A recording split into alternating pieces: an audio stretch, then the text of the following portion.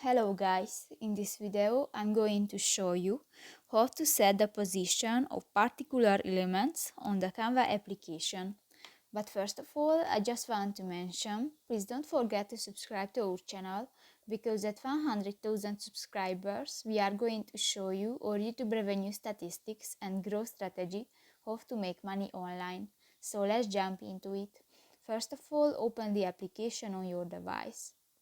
Open a project. For example, I opened an Instagram post template, and go to the position button next to the animate option at the upper side of the screen, and in the layer section you can find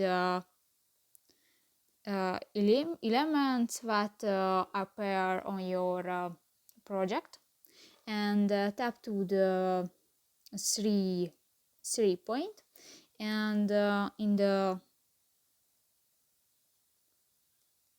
align to page option you can move these elements left, center, right, top, middle, bottom, and other space.